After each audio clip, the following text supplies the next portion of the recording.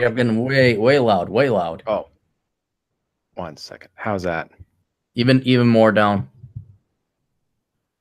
How's that? Eh, go half and let's work up. All right, how's this? Say checky check 1 2 Check, 1 check, 2. check, check, check, check, check. There we go. Ah, no, checky check. You got to do that. Check, Otherwise, checky, check, check, check. maybe it's just me. Go down another 10%. All right, how's that? That's good enough for the girls we date. So Yeah, dude, I don't know. I'm just getting tired of reading about how they're tracking us on this, and then I'm reading about how Facebook wants to get our bank information. I'm mm-hmm. like ready to pull my money out of frickin' Chase and put it in the local community bank because I don't know. Like they're asking Chase for my financial information. Does my opinion not matter? Well, That I'm sure they're not getting the financial information. Maybe like your they're getting demographics. no. They're getting your specific financial information, your bank statements, like your monthly bank statement and your credit. Really? Yeah, dude, you got to look it up. It's crazy. And they would use the Messenger app. So I basically just deleted the Messenger app on my phone On your immediately phone? after. Yeah, I never had the Facebook app to begin with, and which is good because I found out that the Facebook app, if you use it in conjunction with the Messenger app, it Right. was uploading all of your phone calls, every phone call and text that you sent on your phone. Messenger was collecting it and putting it like giving it to Facebook. Yeah, you know what? I'm just deleting Facebook. Yeah, dude, I I'm on the verge. Like I'm basically we're not. Oh, are we recording right We're now? recording. Yeah, no, go ahead. Yeah. Okay. Just I'm kind of going. I've always had Luddite tendencies when it comes to technology, where I'm always afraid of just. Uh, I always like watching other people kind of be the frontline experimental guinea pig, Mhm. but I just remember being off of social media for a while and remembering about for the last while and how I guess what would be the word to describe it? The lack of just stress. I Mhm. think you know what the problem is. I was reading a book on this, and it's the idea that we're suddenly because of the internet, we're supposed to care about everyone everywhere, All the and time. we're constantly having this shoved in our faces and all that stuff, and it makes it really hard to focus on. I mean, you can do it. You just got to do a lot of work, but you have to filter out everything so that the only information you're getting has to do with your community where I don't really want to focus on stuff that's outside of my own community. I think that we really need to start like I think it would be good for people to begin to filter out information and news that really isn't relevant to them. And there's a couple of national examples is a little too I'd say touchy for something that I want to deal with on a live stream, but just stuff where these things are going on and everybody is arguing over it. And I'm just thinking this occurred thousands of miles away. It didn't involve anyone I know. I have no control over it. And so I just don't see the point in arguing about it. And I'm also just busy working on other stuff in my own life. Yeah, even I'm pretty on top of it. I like I'll occasionally delete Facebook from my phone and I'll only regulate or relegate myself to going on the computer, but then I always get sucked back in because it is pretty part and parcel of my job. But I don't know if Facebook and Twitter just upped it, but I guarantee I don't guarantee I have been getting a ton more friend requests, a ton more followers, and they can't all be real. And I don't know if they've turned it up to 11 or 12. I'm getting a ton more notifications about stuff that okay, tangentially, yes, theoretically I care about, but I don't have the time for it. And it's getting to be such a distraction. It's like that Right. stalker girl that keeps calling you and calling you and calling you. It's like, lady, fuck off. And so, and all of a sudden, without even realizing it, you are being pulled in a bunch of different directions on things that you can't really do. Even if it's not a big pull, well, I don't really worry about that. It's still on a subconscious level as a brain cell or two, pay a bit of attention to it. And it's just draining. Yeah. Even the social stuff it's draining. And so I've been kind of eschewing it. And now you said that about Facebook tracking my finances. It's like, yeah, you know what? You're not on my phone. And I guess for me, the other part of it is it's almost like a matrix unto itself, because the way you interact with people in real life and the way that you interact with them online are not the same. You don't talk to people in real life the way that you would talk to them in person. I remember having conversations recently with people where the tone and the stuff that they said, you would never say to somebody, particularly one man to another, you would never say that to another man's face. Mm-hmm. And so I just thought, this is not real conversation, and it just, everything feels artificial. And so I feel like unplugging from all that, and also I think social media gives us a false perception of reality, because we're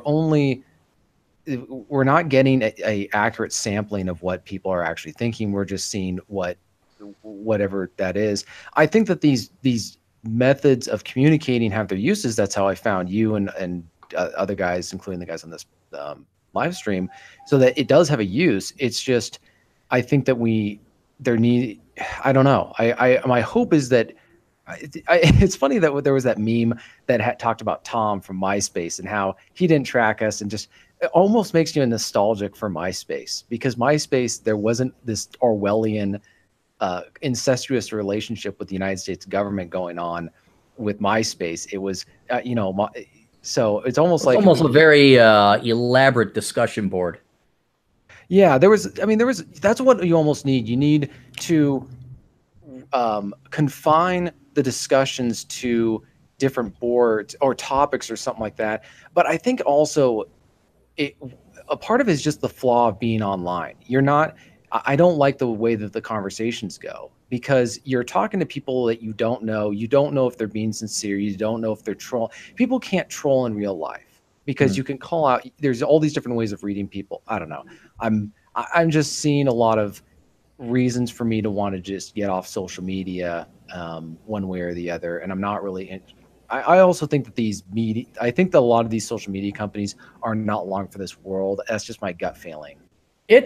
I'm wondering if people aren't getting sick of it. I know, demographically speaking, younger people do not use Facebook. They just had, what was it, 2 weeks ago, they had to lower estimates for the revenues down, or revenue growth down, because the young people aren't doing it. But even as a somewhat prime demographic, age for Facebook, even a professional user of it, it's getting tiring. It's the whatever novelty. It not only is it getting tiring, is the novelty gone, but any use I get out of it from a professional standpoint and sending things out and using as a press release platform, I it it it no, I don't want to deal with it anymore. It's not even worth that. So it's almost kind of like, yeah, I'm going to do 15 minutes a night on Facebook and Twitter. That's it. Then I'm turning it off. I'm never going on it again. And I don't care what my friends are doing. That's the other thing. My gosh, take away the politics was depressing enough. All my friends, do you guys have jobs? I, quote, don't have a real job. And I post less on Facebook than you guys with real jobs at offices do. I mean, like, what are you guys doing that you this is what I had for lunch today. And it's like, we didn't even make it. Well, you're reminding me of a girl I was friends with, I grew up with, and when Facebook first came out and she got on it, she was a mother of 5 kids, so I don't know how she had the time, but she used to literally post like what she made people for breakfast, what she was going to watch. I was like, my God, she was so plugged into it. That wore off after a year or two, thank God, because I was nearly blocking her. But it was like really TM, but it was like really frivolous stuff, like what you had for dinner. Who cares that you had Cheerios this morning? But I was wondering, I don't know if TJ wants to speak to this. Maybe he's too young, but do you think that social media has contributed to how even people behave offline as far as the political echo chamber is now? I think it has. I think what it's done is it's create. I speak from experience, because this was just me personally. You look at online and a lot of this stuff, and you get this perception that this is the way the world is, but then you get offline, and I think when people finally actually talk to one another, there's that love. It's easy to demonize people online, because they're not flesh and blood. They're just some abstract concept. And so I think that that's the reason for the radicalization so much on social media is because you can build up a lot of hate for someone without ever actually meeting them or knowing what they look like. Like you don't, there's no face, there's no person. And I wrote an essay about this a long time ago on my website about how it's almost like we kind of like, not sure how many people are familiar with the whole story of doubting Thomas in the Bible, but he was one of Jesus's disciples who refused to believe he had risen from the dead until he had literally touched him. So this idea that you have to physically see something to believe it. And I think that's the way that people interact online, where they don't really believe that the person they're interacting with is real. And that's why they behave differently online in terms of politics. TJ, I was asking, do you think that spills over at all to their real life? And like, do you know what I'm trying to say? Yeah, I know I think that's the thing is that people don't really know anymore. Well, for us, maybe, because we remember a time when the internet wasn't like, we still can remember that. I think that this is, I think, why the millennial generation term is not accurate. There's a huge rift between those who grew up and remember before the internet and after the internet, where their entire life has been based around online presence. So they don't, I think that for the younger generation, yes. Maybe for the older one, maybe not so much. It hasn't affected me in terms of the way I view people, but I'm also not, I'm an outlier. I'm not. I'll testify to that. We mean that. What do you mean? We mean that in a good way, I think. Yeah, no, definitely. I mean, no, TJ, I just said you're an outlier. I'll agree with that, but in a good, to the right of the mean, not to the left. Right. Well, that was my thought. If anybody else wants to. No, I mean, I guess there's really no way to quantifiably prove it. I guess it's just purely anecdotal. I don't know how you would study that, but I guess because you can't, there's no way to have a control group, right? Because there was that article came out 3-4 months ago where a psychologist did a study, and once smartphones hit, all these various types of quasi mental disorders and outright mental disorders jumped for that generation and younger. So I think you can, looking at different age cohorts, determine the effect of social media. I wish I remember the name of the article, but it was very well documented, and the charts and the data were just scary. And you could see it. I mean, you could see that they don't go out. No one really goes out. No one really socializes if they're younger. I don't loathe or detest. I'm thankful we have this technology, but as you guys all know, DT, how many times do I invite you out to go hang out like a month? A month? Yeah, a month. Well, that's not using social media, but yeah, you like you invite me out. I would say probably at least twice a month. At least twice a month, right? Because I want to meet people. And TJ, I drove out to see. I didn't like, well, screw it. I'm in Seattle. I want John. I wanted to meet up with you, but you like to keep your privacy. That's just us. And I think anyone who grew up with their childhood before a cell phone and even before social media. But these kids, I remember one fan, like hugest fan online. When I met her in person, wouldn't say anything. She was almost shaking. She was such a social introvert that maybe she was a statistical oddity. But most of the people I do meet are, of course, a little bit older in my age. But there is definitely, in my opinion, it does spill over into real world behavior. What's scary is if that's always been your real world behavior, where you don't go out and you don't play sports. What was it? I think in that article, they were also talking about like how a third of high school seniors have never been on a date. Yeah. Is it really that high? They're a third. Let me look it up. Wow. A third. It was a scary article. Now, I don't know. Again, I'm an outlier on that one, so I couldn't really comment, and I haven't really chatted with anybody. Like I've met numerous millennials and Generation Z kids who they fall into that category. But what's interesting is I'm not sure if that's a result of social media or just the progression of the hookup culture, where you get to the point where a date is just a waste of time. and it's all the formality thing is no longer needed. I don't know if I believed in that hookup culture. This also talks about remember the other article where millennials have been having sex the least amount of time since like the 1920s. All right, hang on, maybe it's under that one. Right, that's another. Well, I think there's a real schism now with, and this harkens back to an older brother podcast we did months ago about how a lot of women have, I don't know if you guys want to talk about that whole Tinder trap nonsense that happened not so long ago. Not really. but well, I mean, my point is it's an example of how women get their, how do I say it? They get fed all their validation and male interest through social media, the Instagram and their Twitter, and they're all posting all their the selfie. I mean, how many straight guys are taking selfies? I mean, it's a unique. I mean, someone should do the statistical analysis on that by gender, and not the non-binary shit I'm talking. But I think that is a unique thing where females just have this online persona, and that satiates their need for socialization, where men, it doesn't work the same way for them.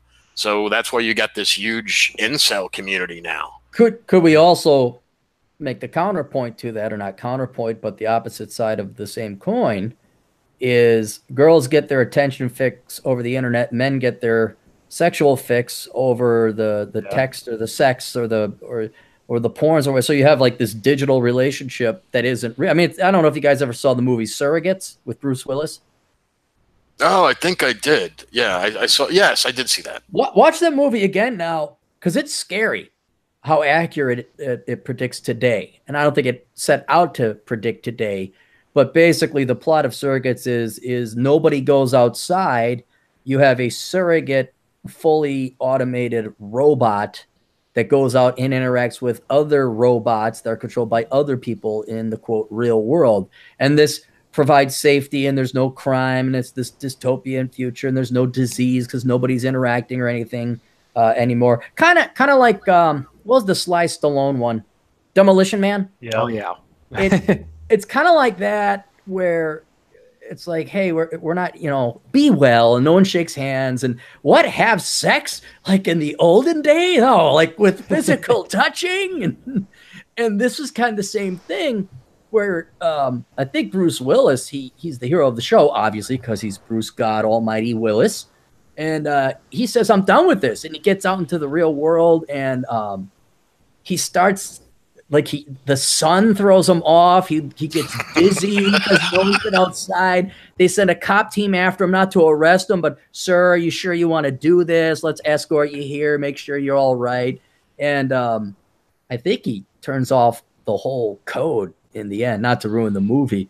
But yeah, these people would interact. You could upgrade your robot, and all the robots look great, and they look exactly like you, and you're just like the perfect you, it's the perfect you. Yeah. It's but that's essentially what they're doing now, except minus the robot. It's just digital imagery and Skype and the face chats or whatever else they got out there. Mm-hmm. But I would say that they're poor substitutes, and they're actually making people less happy. Like that link I just sent you earlier today about the fact that what it does is it creates this perpetual state of it creates perpetual discontent. They always feel like they got to get more and more and more. They got to get more of a fix. But also, think about how different before the internet. If a girl wanted attention, she got it at her high school, and that was about it. She's not going to be able. Only a few girls. If you wanted to be on camera, you had to go to Hollywood, or because if you were doing a home recording or whatever. That was for family. People were, it's not going to go outside the house. It's a VHS. There's VHSs back then. That's about it. Public access television, if you guys remember that. Yeah, I remember that. And the point is that there was a cap on the amount of attention she would get from boys, and for boys there was also just limitations as well. So what we're seeing is the hyper fringe on both sides, but what it's not doing is it's not providing what what they actually want, which is, I think, companionship, and neither one of those are providing it. So they're doing that, but it's making them miserable. I wouldn't doubt that I wouldn't doubt, I'm absolutely convinced there's a biological component, because that's how we've acted the past 2 million years, and just the past 10 years, which is, I don't know, 1/10,000th, 1/100,000th the past, or 1/200,000th% of human existence. This new technology has been dropped on us, and then consciously, okay, yeah, it might be easier to go online and get attention, or go look at some nudie chicks or whatever. But if you don't have physical touch, I mean, heck, even babies who don't get touched by their mothers die. You got to be held. That's the study of the Romanian kids in the orphanage, where they all died. This was under Ceausescu. They all died because they didn't. I mean, they were fed and changed and everything, but they didn't experience any physical affection. Yeah, and it's only to some social scientist, madman or madwoman, would they say, "Oh no, there's the people that says gender is a social con." Only those people would say that there's no costs and consequences in the biophysiological realm, and mental realm, I'd say, for having a pure or a disproportionately online life, be it digital, romantic, social, political, whatever. I mean, heck, think about, not to use myself as a guinea pig, but I have I'll throw myself out there and be ashamed if that's what's necessary. How sad and pathetic do you think my social life is that I'm asking DT to hang out? How bad do you think it is? I mean, of course, I'm joking, but and that I say no a lot of times. I'm into hunker bunker. You get turned down. You get turned down. Yeah. Like, hey, John, you got a sword I can borrow? Commit Harry Carey? No, but on a more serious note, there certainly is. And TJ, you must have, I'd imagine, some kind of cabin fever. Being you can write from wherever you are, right? You get the hike, but inevitably, I'd imagine you like, I got to get down to Wenatchee. I got to go somewhere else, or talk to a human being, right? Yeah, and there's different ways that I've been changing it up. I think the biggest problem for me has been the fact that I work not where I live, but the fact that I work online, and so I don't have people that I'm in a physical room with where we're working on the same project or whatever. Whenever I interact with people, it's usually either I'm a customer or it's somewhere else, but we're not working on something together. I think that's the biggest problem for me is the lack of a group project of some kind that builds relationships. Because I think collective experience is what really builds relationships and friendships and all that. So definitely trying to do more of that. But it would be a lot easier if I was doing a more orthodox job. Yeah, you do, a warning to the younger brothers and sisters out there. You do have to be careful what you wish for, because I know being the digital nomad or the remote telecommuter is kind of the holy grail of, I wouldn't say even modern day technology, but to be self-employed and be able to do it from a laptop and go anywhere and answer to no one and blah, blah, blah. Yes, it absolutely beats a cube prison any day. Absolutely. But we've been down this road, this rabbit hole far enough that there is some psychological drawbacks. And soon you're just like, yeah, you need to talk to people. And it can't, I don't think it can be done. You'll get like not even a fix, but a temporary Band-Aid. Like, you'll go to your local bar, you go to a local restaurant, or you maybe run into your neighbors or whatever. But there's some to be said. In the olden days, hunting with the hunters, going down after mammoth, that wasn't a 15-minute chat. That was like days long plotting and processing and camping. In the military, like, hey, let's go do a military exercise. So how long do you think it'll take? Yeah, an hour. Oh, okay, that's enough to keep the Russians at bay. You've been conditioned to spend at least a day, 8 hours per day with your team. I think you need to consider that before you go off on the digital nomad world, because it may say, oh, who knows? Maybe these kids are doing great. Maybe they were brought up on a diet of zeros and ones and bits and bytes, and they've never known the touch of a woman or the hug of a man, and they can get by without interacting with human beings. But by God, I'm scared what the human race would evolve to. Yeah, I don't think that. I think you were right when you said that we have evolved to need that. You were reminding me something though about the working in this digital world. I had a business meeting one time. I was negotiating the price for a real estate agreement for easement rights, and we had pretty much done all of the work involved, like through email. You know, like all the documents and everything like that had gone back and forth and all the agreements. But I actually had to go there and meet. And we actually had to hammer out the final number. And you know, so it was a meeting, and I had to go down to the developer's office in downtown and everything. And that took literally, it took more time to drive there than the actual meeting time was. You know, we haggled back and forth for about a minute, got to a number, and then, you know, shook hands on it. And, you know, it was pretty big. It was like 115,000. I went in, only wanted to give 100,000. I got 15,000 more. And after the meeting was done, like we agreed, the guy that was speaking with, he was a few years older. He was, well, maybe more than that. And he was in his mid 50s. And he started telling me all this stuff about, you know, he was getting married again, and like the guy was so craving human contact, you know. Yeah. It was fascinating, you know. I mean, I was like, wow, you know, that's what it's like. That, you know, when this meeting was supposed to be like contentious a little bit because, you know, we're asking for money and they want to give less, but you know, I'm just thinking about back on that. I noticed that happens a lot now, more than it used to. Like when we do have these, you know, business related meetings, when I get together with people and have to discuss business, a lot of times it will default more than I remember it used to into our personal lives. We start talking about, you know, personal stuff. And I think it's because people are not getting that anywhere. So all of a sudden, you know, when they do have face-to-face interactions, it's actually in a business setting of all places, where you generally, that's, you know, personal stuff is taboo, you know, normally. So this brings up the idea that it's been put forward that, then getting back a little bit to politics here, that the House and the Senate shouldn't meet personally, that they could do everything online. They could vote online. They could negotiate bills online. You know, there's no reason for Washington, D.C. anymore, right? And I'm sure you've heard this idea. And listening to this conversation, it seems like that would be a really bad idea.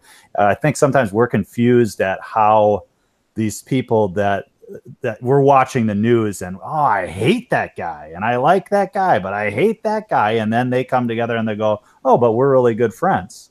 And so I think that what you're getting at is that there can be that contentious relationship where they're trying to negotiate, but what makes it work is the personal stuff. And so maybe we need to be real careful about this idea that our representatives shouldn't be in the same building with each other when they're negotiating all this stuff. Yeah, it's funny. I think they should play baseball games between Democrats and Republicans, and nothing bad will happen. They do. They tried that, and one guy shot him up. Yeah, right. That was thus the joke. I'm sorry. I thought you were. You're spending so much time online there, John. You forgot humor. That was the joke. That was the punch. Yeah, I guess it doesn't. Yeah, and that's another thing about jokes. You know, I think TJ was talking about trolling. Like, you can't really do it in real life, but over the internet, you know, and it's just a text, or, well, now at least we have voice, but a lot of times you don't know if someone is serious, or if they are serious, how serious they are. So a lot of that gets lost, you know. I mean, you know, we do need more real human interaction, you know. I mean, it's funny. You know, it's funny that you're mentioning that about people bringing up personal stuff at the workforce. I think that's because that is the way it has always been up until recently, where people worked on a farm or they worked with their family. We don't have to talk about it on this episode. I'll just mention it briefly. I've been watching the first season of Duck Dynasty, and because I had never watched it before, and it's obviously been a very popular show. And I can see why people found it so popular, because it's almost a very traditional family way of doing things, where the family spends the majority of time around each other, and it's also broken up by gender. So the women are doing their thing, the men are out there either working at the warehouse, or they're out, you know, blowing up beaver dams or shooting ducks or whatever. But the whole idea is that they are spending most of their time like the vast majority of their time around their family members. or around their kids and that stuff. So they don't have to go to some stranger and like try to, they're not starved for human conversation. And I think the reason that show was so popular is people were watching that and then thinking about their 9-to-5 cubicle job where they're trying to have a conversation with some guy that they really don't like, but they just want to talk to somebody, and thinking, well, I wish I was living that life. So I think that that's what the problem is that our lives have been so atomized where our family members we don't work with, we have to like go out of our way and really schedule a family event. But then we try to talk about stuff and you're just thinking, well, we don't live in the same area, we don't work at the same place, our kids don't go to the same school, we live on different properties, we don't live in the same region. Excuses have gone up exponentially since this damn internet. I'm just pointing it out. I need my. Oh, I can't do that. I'm like, dude, you drive 50 miles to potentially go on a date. Oh, geez, it's 50 miles now. Well, if it's in Seattle, 50 miles is, you might as well get a plane. I have a question about the whole Facebook thing and online. As I was sitting listening to you guys talk, I was thinking this what it seemed like you were talking about was kind of the question of questions regarding social media. Is it indicative of humanity in general, what we're seeing online? Or are we seeing only is it sort of apex fallacy? Is it sort of we're only seeing the bad stuff? It's the same question with, is there more crime nowadays? Or are we just more aware of every single crime? No, I've always said oh, go ahead, sorry. And so that's a question I have for you is do you think that social media is an accurate depiction of what humanity is, or is it so different? Is it so, like we've been talking about, that when you get together with somebody in person, you treat them differently? Right. Is it not indicative? Is there more hope? I guess what I'm asking is there more hope or less hope? There's less hope but for other reasons. I've always said the internet is a finer net that will dredge up everything. And when you look at the business model of clickbait and yellow journalism and sensationalism and no actual journalism, right? It's laughable. I've even caught Fox News and right-wing outlets where they will skew something or spin it, and it's like, could you just give me the fucking news? Mm-hmm. Just give me the truth. Oh, and John brought up a perfectly good example. Do I want to talk about that veritable bitch down in, what was it, New York, and all the cucks that actually signed up for that Tinder trap? Where she had him show up and compete. How is that news? How is that news? In other words, these people have always been there, but to get the clicks, to get the clickbait, and now that we have the internet, we have this very fine net. We could pull the ugliest creatures up from the bottom of the seafloor. And the question, you make a good point. Do you realize that? And not to bring them up again, I even wrote them, I think it was not a lengthy, but a good letter. I wrote into Joe Souchere because here's this old man who thinks that the world is falling apart around him. And it is, but for different reasons. Because he doesn't realize, he'll read from the Daily Mail. The Daily Mail has a kernel of truth to it, and the rest is all lies and skew and clickbait. And so if you think the Daily Mail is a legitimate source, or you believe everything Alex Jones says, or you get, I don't know, I'm just trying to think, because I don't go to these sites anymore, or you think a CNN is 100% true, or you read every article, you go to the College Fix, although I will say that is a legitimate, that's where you got the finger on the pulse, and that's a more accurate representation where there is actual decay. But, and this is another point I was trying to make before, after a while, you start to step back and realize, as everybody throws up, there's got to be, what do you think? A crazy article a minute written every day? Oh, easily. And most of the internet is rage porn. I think they just call it rage porn now. It's designed to make you enraged. I think that is a huge problem, DT. You really hit on it, and it was something that I was trying to think of. The articles are intended to, this word has been so overused, but it is, I think, applicable. It is intended to trigger certain emotional responses from the reader.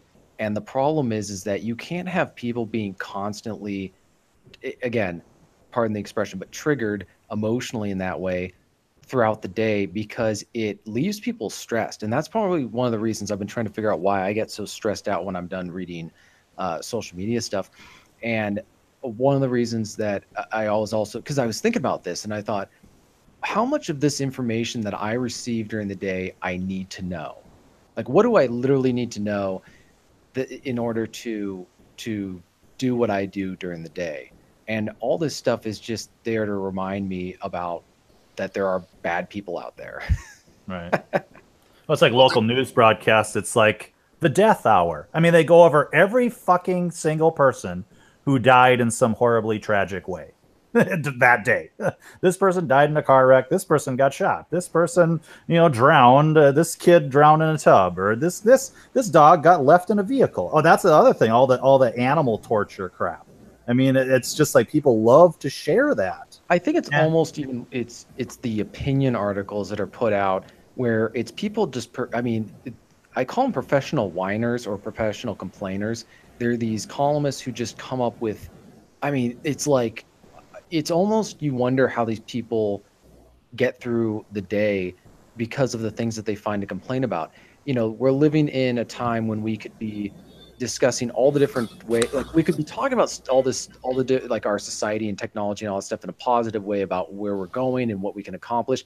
Instead, it's like these people are so complacent. They're so at ease with they have no worries. So they choose to complain about it instead. Well, I was going to point out along the same line, give an example of this, and I do want TJ's opinion on a real journalism question. But do you remember the article came out last week where some gal named Awa, that's the only reason I remember her, she wrote for The Guardian, and she wrote a multi-page article about how, shock of shocks, older men like younger women. That was the study. It's like, men find girls' most peak physical attractiveness between the age of 18 and 20. And then she wrote about how this is a sign of toxic masculinity, It's not, she's not the one at fault. She's not the one I blame. She is going with the current business model. She's going for shock. I doubt she actually believes that this is news or that there's actual toxic masculinity when older men like younger women. It's the people who took the bait. Like, how many podcasters would talk about, and I understand it's entertaining and stimulates your mind after a little bit, but that wasn't news. But what was it? The Great One, I think Bernard Chapin, a lot of the standard guys took the bait and posted, look at this crazy woman who thinks it's evil for men to be. It's like, no, if you stop paying attention and linking and forwarding and mocking and ridiculing, these people will go away. But then I look at whatever Twitter feed, Facebook of my own guys, these are the conservatives. I ferret out to make sure my followers and all that are pretty legitimate. There's not a lot of fake ones in there. These are the non-leftist ones who still get outraged all the time, where I'm like, guys, don't fall for it. I'm going to defend, because full disclosure, I talked about it on my podcast. Oh, there we go. Give me out. The reason that because I've been doing this on numerous podcast episodes where there is a continuity and I'm putting different pieces together. Here's the problem. I'm not offended or outraged by what she's saying. What I'm seeing is the rationalization, the moral case being made for a environment in which men dating younger women is not illegal, but it could get you fired, or it could get you in huge trouble. It could, and you guys are thinking to yourself, well, what would that look like? I don't know what it looks like, but when she's using that language that she has, and then you had that another article that a woman wrote where she accused men who are being celibate of being selfish, and then you put that together with the angst among older women. I can see where this is going. Where it's going is men who are seen in public clearly dating younger women are at risk of being physically attacked, and they can't defend themselves, because if they do the same thing with Antifa and all these other things, if you defend yourselves, you get arrested. But if they physically attack you, they get a slap on the wrist. That's where I'm seeing this. This is where I'm seeing it going. I'm not outraged by what she had to say and all that stuff, and I didn't link to the article. I'm just pointing out that when they say this stuff, they are helping softening up the population and the society and culture to what will inevitably follow. And what episode was that you did? Because I remember this now, and you did make a very good point. You painted a picture that it was kind of Onion-esque. You couldn't tell if that was true or false, but you could definitely see it happening. Yeah, you get called. Let me pose it to everybody here. Please do. It was good. Yeah, you walk into your office. You walk into your workplace, and you get called into the HR department, and they sit down with you and say, "We've been notified that we're receiving a boycott by some feminist group that is accusing us of hiring hateful bigots. You're dating apparently a younger woman who does not meet the half age plus 7 rule. They consider that to be, they don't believe that she can consent to the relationship because that it's outside the rule. So, we just can't have this in our office. We can't have this controversy and this bad image. So we're gonna have to let you go," or something like that. Or they may not even say anything. But I'm just pointing out. We live in a society right now where you can do perfectly legal things and still get fired for it.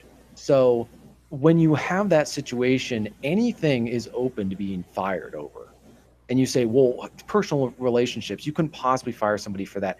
Well, we can fire people for attending a legal rally with a permit. You can get fired for the political donation. Yeah, you can. Yeah, you like Brandon. Sorry to interrupt you, but that was the big one where, you're not even talking about just the peons in the corporate thing. You're talking about CEOs. What was the name of the guy that? Brendan Ike. Brandon Mozilla. Ike, yeah. And that, mind you, is for an initiative that won. That initiative carries on. Right? So my point is with this is that when I see her using the term "girl" to describe legal adult women, I'm seeing where this is going, because then they're going to say when they say you see the same thing with the whole definition of consent. It is only on one side. Wasn't not to interrupt, but this is even more close. And wasn't there that there was a special election for a House seat, and some guy down in the South wanted to run, and he was found to have been dating a girl when he was 31 and she was 16 or something like that. And it was 40 years ago, yeah. 40 years ago, but that was legal at that state, or Roy Moore. Yeah. Well, but I'm seeing it as, okay, that's the extreme. Now, here's the thing we got to keep in mind. It always starts out with the extreme cases, and then they start bringing it mainstream. So let's say you're a 35-year-old and you're dating a 23-year-old. According to the half age plus 7 rule, that doesn't fit. And so you can see how older women in their late 20s, particularly their mid to early 30s. Wait till they get to their 40s there, TJ. I can't wait. You think they tamed down? No. But I'm saying again, this goes back to my whole thing.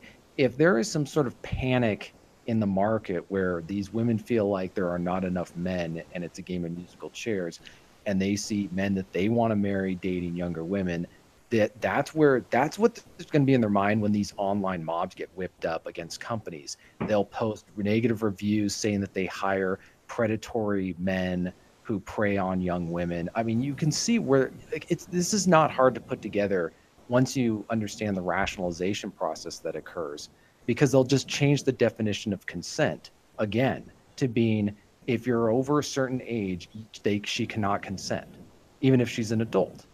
They will change the definition to fit whatever they want it to be. And that, again, this may not happen. This may not happen at all, and it may not look at all like that. But it would be foolish for us not to be concerned about that. And that's why I looked at that article and thought it was worth observing. I think what we've been saying is that similar things have happened. They've already happened. And so I'm sitting here listening to this and linking it back to your social media discussion, and just what do you do? What does an individual do about this risk? Is it just completely getting offline completely, not having a social media presence at all? So at least people don't know what you're doing, can't look up your personal life. I mean, is that the only way to combat this? Because it is happening today. I mean, there are cases where people get fired for things they say on social media. And so maybe, I'm sitting here and I'm kind of plugged into the Alex Jones getting banned and other people getting banned and people getting shadow banned. I'm sure Aaron is shadow banned. And I've been wondering what my stats would look like. Yes, I'm wondering. And even my Facebook, responses to things that I post are way down. So it's all this ramp up to this midterm election here. I think they are trying to stifle the voices of the right in one kind of last ditch effort to get control back. And I mean, I think you were talking earlier that Media Matters is plugged into, looking at your finances through Facebook or linking your Facebook account to your finances. Do we just really need to push people to basically say, fuck you? 50% of us are leaving. You're not going to make money off of us anymore. And of course, the cynical side of me goes, well, our side just doesn't do that. I mean, we try to tell people the right thing to do all the time, and they don't. So, but I think it's still an important question and an important answer on what an individual, if they are interested in protecting themselves, should they just get off of social media entirely? Yeah. Well, I think, can I speak to that? Go ahead. I just want to say that I, for the most part, have, unplugged a lot, but you can, like, for example, I use Twitter not so much to post about my life. You almost, like, if you follow my Twitter feed, I almost never say anything, even remotely personal, about myself. But what I use Twitter for is, and I follow less than 100 people on Twitter. I think it's like 80 maybe. And I just use it as a way of keeping up with the news, real news, actual things that are happening, not just, op-ed, opinion editorial. So, for me, and I keep my personal life and my online persona as, what's the word? Anonymous? As anonymous or separate as, within reason. Okay. I mean, it's not like I'm, literally engaged in a criminal enterprise that I have to keep, secret, but I do value my privacy for that reason. Because why give ammo? Because I have a political bent that is not socially acceptable, especially where I live, really, especially where I live. So I'm like, well, why make my life harder? What advantage is there for me to reveal personal details about myself in an open environment? I don't see any upside to it. So I don't do it. And if you're not making your money on the internet, yeah, there's no real reason to. I can see where Stefan Molyneux has to go public, or I have to go public, or Roosh would have to go public, or even if you have an alias where you would be concerned about being deplatformed or whatever else. But if you're just regular old Joe Schmo and you got your office job or you work down at the state, I especially by the time you're our age, hey, it's been fun. I remember the Facebook days or the Facebook days. If I had the choice, I would not have any social media. I have a flip phone. I'd say, if you want to get in contact with me, you call me or email me. And I would probably not allow smartphones or cell phones while being out in social activity. I was like, there's no smartphones where we're here right now. Yeah, I think that one of the things, and I'm only speaking from my own personal experience. I don't know what it's like for other people, but I remember when people were first getting online and, like, for example, MySpace, and where there was social interaction, there was no fear whatsoever that anything you said was going to get you in trouble anywhere, unless you were saying something that was really completely out of line. Or posting like pedophilia or some shit like that. Yeah, you would get reported by MySpace would ban it or whatever. But the point is that there was no fear about what you were doing was going to get in trouble. Now we're at the point where it's become, at least for me, it's become obvious that social media is just they are cops who suspect you of committing a crime. So the more you interact, the more you talk, the more you say stuff, you're just giving something. And more importantly, what you say today, it's impossible to know whether what you're saying is okay, because what's considered okay is constantly changing. So people are getting in trouble for stuff. And heck, people are getting in trouble for what their parents said. There was that one guy, I think a NASCAR driver, who lost a sponsorship because of what his dad said 30 years ago before he was even born. Yeah. So, dude, I get yelled at. Do you want to know what I got yelled at for the other day? What? Okay, so like, apparently my ancestors 500 years ago were just kicking ass all over the place. I don't even remember these people. And apparently I'm to blame for the wage gaps between every race and every sex. Could you imagine that? Yeah, and so I'm thinking of actually just, if possible, going back to using a flip phone without any kind of with no apps, none of the tracking stuff, and really just not interacting online and telling people, if you want to get a hold of me, you can call me or text me and all that, if that. And I think that once enough ordinary people have been harmed because of stuff on posting online, and we're talking not even controversial stuff where it's just, some kid posted he was wearing a MAGA hat at his house for Thanksgiving, and somebody reports him to his school and he gets expelled or suspended or something like that. And or gets beat up in the lunchroom. Gets beat up. I mean, these social media companies are really, because what they've done is they've turned their users, their product, which is the users, they are scaring away, or they're going to scare away. They're not doing a very good job because they're tracking them and controlling them and all that other stuff. But I have to say, DT, I think I share your cynicism. I think that most people will stay no matter what, because I think that that's how starved people are for human interaction, where they feel like they have to go online. And so I'm just seeing the problem ahead and trying to take action. And the other thing is, with the whole banking thing, it's just amazing that they can openly talk about this stuff without even talking to. How about the users? The people who have the bank accounts? They're not even asking us. I mean, is Chase even going to? Were they even going to let us know before they were going to share information on that kind of stuff, or these other banks? That's why I was telling Aaron at the beginning of the podcast, there's a total lack of trust in these institutions. And so you just don't. But can I just say that the financial, everybody has their own little thing that really bothers them, that they're being invaded. Anything that where my finances are made public or semi-public, that that's really crossing the line with me. Right. Oh, it's amazing what these sites that collect people's personal information. And you got to go out and unopt. They're going to get sued at some point. Spokio and all those guys. Yeah, well, they're going to get. I'm convinced they're going to get sued at some point if it can be shown that some stalker who ends up murdering somebody used that information, used their site to obtain the information necessary. Because some of these places will post phone numbers, but they'll post addresses with a photo of the house there, and so.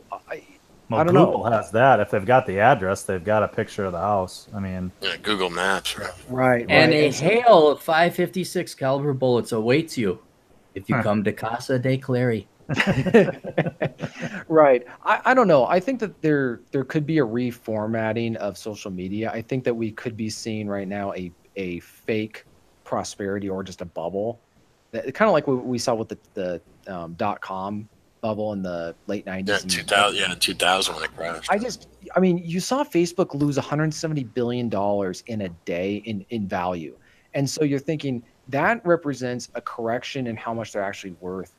So I'm just wondering, what happens when these companies just go bankrupt? Well, some of them are profitable, but a lot of them aren't. Twitter's not profitable. YouTube as a division isn't profitable. Facebook, if they keep throwing money at censors, and I was sitting there thinking about Google, YouTube in general, but Google in general. They won't drop a fucking penny to hire a customer support staff to answer a phone, but they will spend probably hundreds of millions. I'm wondering if it's closer to $1 billion on censors and auditors and people to look over videos. And you really look at it. Was that? Sorry, no, on this vein, Aaron, was that you? It was either you or Forney I was talking to about this, where was it YouTube or Facebook? I'm sorry, I forget which. Probably Facebook, because Forney, he didn't break it, but he brought it into our little sphere. Well, yeah, literally a third of their workforce now was going to be dedicated to, censorship. Right. We were talking about that. Yeah. It was 2/3 actually. It was we talked about that article, Clary. You read it to us, and do the math. But can you call up Facebook and get a customer service person? No, you can't. So where do the loyalties lie? Look, I like the idea of no, you can't call me. You can't get a person on the phone because it's expensive. It's slow. Here is community guidelines. Here is resources. You can do self-help online, solve your own damn problems. But then when you just start randomly almost and maybe not so randomly, but you just start deleting channels, demonetizing shit, and people have like a legitimate concern because your algorithm didn't do it, or you had a particularly biased political person with a political agenda delete your channel or delete a video. There's no human to call, but you'll spend money on that shit that is completely unnecessary. Completely unnecessary. Just let everybody post it. Everybody, and just, hey, do you want to advertise on Google and YouTube? Well, guess what? You know what? Some of the stuff is not going to be good. And that's it. You save so much more money, your profits go up. But they want to spend the money on that. They want to spend the money on censors and auditors and editors. Right. And this is why I'm like, for my podcast, I do it through SoundCloud, and I trust them because I'm actually the customer. I paid them money so that they will store my podcast on their site and people can download it through them. And I also know that they're not spending all their time with censors because they're not trying to they need to keep me happy. Facebook does not need to keep me happy. Twitter does not need to keep me happy. Google and YouTube do not need to keep me happy because I'm not the customer, because I'm not paying them. And I think that that's what's really going to have to happen. Is although, people not to interrupt you, but you do know SoundCloud was all social justice warrior until they started running out of money. Well, right, but the point is that their customers, like, for example, we leave Facebook, that doesn't necessarily hit them the same way that, because we're not the customer, we're the product. And so there has to be enough of us leaving. Whereas if SoundCloud starts pulling this crap, people will just say, okay, well, if, for example, if they kick me off, that means they don't get my money anymore. So that hits them directly. Whereas if Facebook starts kicking people off, that doesn't hit their advertising. Well, maybe it did. That's why they lost $170 billion. I think you're saying it's like a delayed reaction. It's not a direct. Yeah. Well, I think someone, and I'm not going to take credit for this because it was someone else who wrote this article where they were talking about how Facebook and Google through YouTube, they are hurting themselves without realizing it, because when you kowtow to the SJWs, the thing about the psychology of these people is they're never satisfied, right? So first they'll say, you have to get rid of this extreme, whatever they define extreme as. Okay, then you get rid of that. Then and then it's eventually going to get to the point where you're deleting someone's channel because he quote unquote misgendered someone. He called them a he when they were non-binary, or so there's never an end to it. It keeps going on. That they'll constantly try to find something wrong with what you said. So they're going to say, well, you can't have this guy's channel up anymore because he's only had white males on his channel, for 3 years. So obviously that's bad. So you got to get rid of him. So it'll never end. So once you start giving into them a little bit, it's whole inch, they take a mile getting there. There is hope in the form of the NFL, where they let that kneeling bullshit get out of hand, and now they're going to try female cheerleaders. Male cheerleader. Finally, thank God. What football do you watch? Canadian League. I'm watching the Justin Trudeau League. No, but that's somewhere. Here's this, quasi all-powerful organization in its respective field, and even they had to kowtow. You look at Star Wars. They can't shove vagina in your face. The Ghostbusters, Ocean's 8, and now heads start to roll. People don't show up anymore. You've destroyed what used to be a perennial billion-dollar franchise. And Disney's God Almighty powerful, but they will listen. They will, and they'll try and do that. Well, you're racist or sexist if you don't watch this thing or do that. And people just say, like, you know what? Fuck you even more. I'm not going to. So there is some hope, and I think we'll see it in our lifetimes where even the almighty Google and YouTube will say, oh, wait, I get it. The freedom of speech. Oh, I see what we were doing. They may be forced. They may be forced because here's what. So having worked in journalism, I've worked at newspapers and all that stuff, and we have to deal with libel and defamation of character and all that stuff. So we are liable for whatever is published when I was working at a newspaper, we were reliable for whatever was published in the newspaper. So if somebody wrote a letter to the editor that contained libel, we got sued, not the person, we got sued for publishing it. So that also meant that we got to decide what we were going to run in our newspaper. We were a we were not a content provider. We were a, you know, whatever. The problem with Google and Facebook and all these other social media giants is that they are trying to have it both ways. They want it so that they can censor based on political content, yet they want to be immune from liability for what's published on their sites. And so Trump was tweeting about this, or I don't think he directly said it, but he's been talking about it on Twitter. And all Congress would have to do is strip them of their liability, their protection, their immunity from libel. And so they are liable for what's published. That would completely destroy their business model overnight. They would then have to it wouldn't destroy their business model overnight. What it would do is it would force them to make a choice. Are you going to continue doing the social justice warrior censorship thing, shadow banning, or are you going to, go with what you're doing now and destroy the companies? And so right now they're getting to play it both ways. And I think that that's not going to continue for very much longer, unless they back down on their own, which it seems like they might, but we'll have to see. Well, do you guys want a little bit of good news and not sad, depressing stuff that we always go over? Sure. We got some a fan mail for the show, specifically for the show. I have fan mail for me because I'm awesome, but we got one that actually mentions you, Hanyakers. Do you want to hear it? Us rubes, sure. Yeah, this is the first fan mail for the Older Brother podcast. That's from Peter. Peter writes, "Hey, I just wanted to send a quick message to let you know I'm really enjoying the new Older Brother podcast.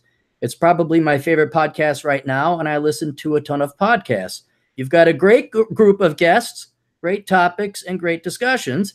Every episode is very entertaining. The podcast downloads just in time for leg day at the gym and makes that considerably more bearable every week. Keep up the good work, Peter." So that's awfully nice. We got that. We saved that. One more rep, Peter. One more rep. Come on, you can do it. You can do it. One more squat. Come on, go. Is he doing cardio or is he doing lifts with his legs? He says leg day, so he's doing working the hammies and working the quads and working. Okay, hang on. Explain this to me. Explain. If you go run or hike, do you need to have leg day? I was talking about with Michael Kingswood. He's like, "Yeah, I'm about to set a new squat record." I'm like, "For what? So you can take a shit in the woods? What do you need to take squats for?" I mean, I can see women doing it, but what do guys have to do? If you're running or hiking, do you need to do it? Have you seen guys that only work upper body? It's not a good idea. You got to work the lower body too. Well, either that or you don't go crazy with the upper body. But yeah, that's what happens with a lot of guys. They end up getting chicken legs. Right. All right. Maybe it's just me and I was born with perfect physique and I've never noticed it. Here's my philosophy. Running, you're expending calories just by running. Lifting and building your muscle, getting your muscle mass larger, you expend calories while you're sleeping that way. So I'm going to choose the gaining muscle mass, tearing up the muscles to build them back up to burn calories rather than, punishing my joints while running. I think there's something to like the workout thing, the cardio thing. I know like in my 20s, I needed cardio to do it. It sounds really weird, but I would notice my psychological health would be fucked up if I didn't, I got to the point where I needed to run. If I didn't have my 30 miles a week in, I was weird. I needed that. So I maybe that was just me. I don't know. No, it's not just. I need to run. A buddy of mine who's in spectacular shape. He was telling me you can't run 6 miles every other day. You'll never build up the upper body mass. And so I switched. I did a little bit more golfing. I only ran 3 miles, or I do the occasional hike. But once I got back to Flatlander, Minnesota, and there's no hiking, you all of a sudden get down and you need to get that, I'd say 4 to 6 mile run in to feel, or at least I did. But yeah, you're not the only one that has that. Yeah, I don't know. But I do know there are guys, at the gym, and I don't think they do any, maybe very little, but it's very different from what it used to be like in my 20s, where everybody used to mix it up a lot. Now I see the guys pretty much just fucking doing the weights, man.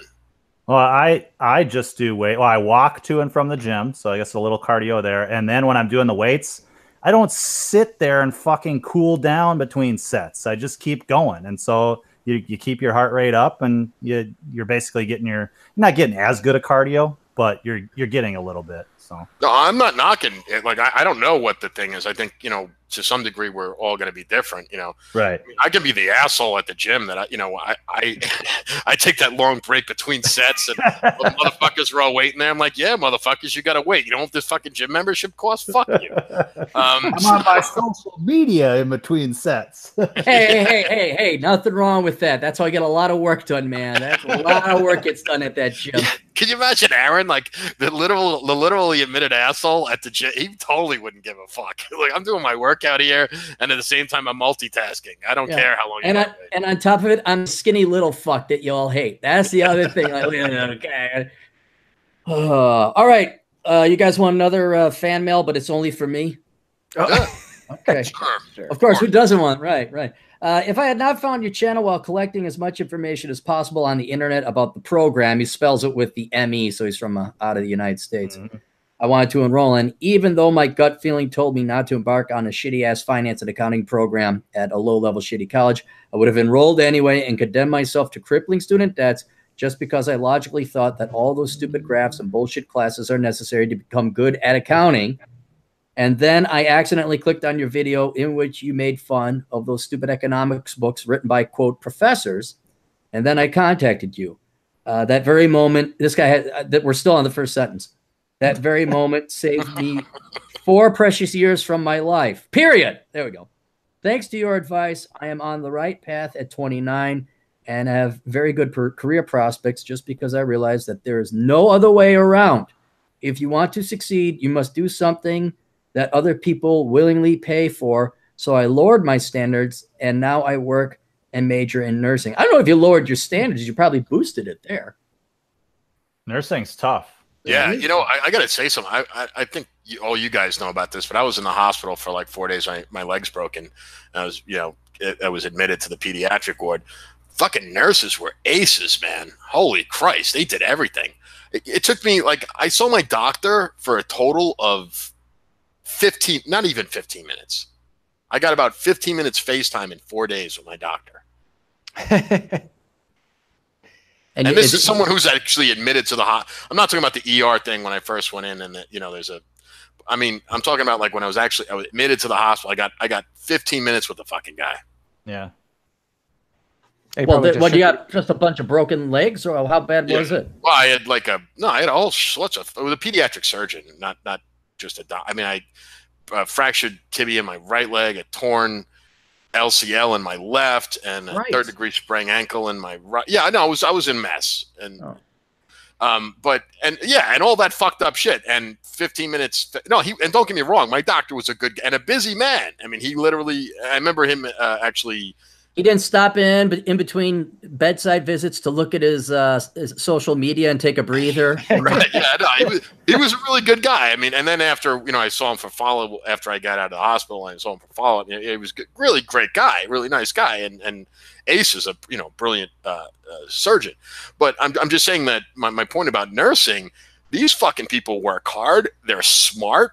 And there's also, and I know a little bit about, I dated a chick that was a nurse. She actually got a master's, and people, guys watch. And there was actually one of the nurses, 2 of the nurses were men. And, it's, well, first off, I would say about nursing, to get like the real nursing degree, cause there's like levels of this. A lot of people don't know about it. It's not easy work. You have to take science classes. You know, you can't use your electives in social justice if you want to get a nursing degree, especially if you go into anesthesia field. Yes. Yeah. Like there's anesthesia. You get your 4-year nurse, because there's like a 2-year nursing degree. There's a 4-year, then you get your master's where you can go into like an anesthesia, an anesthetist. You can go into things like geriatric nursing, which you can make huge money in now if you get a master's in geriatric nursing because of the aging population. So I think we should talk about things like that occasionally, about what are the growing professions where there's money in. That's one. If you want to spend the time, to actually do the training, something like that. You don't have to go to some fucking Ivy League school or whatever. You can go to a state school, and because you're learning real science and because there are real exams and boards you have to pass, the curriculum has to be the same. It's not like fuck around school or anything like that.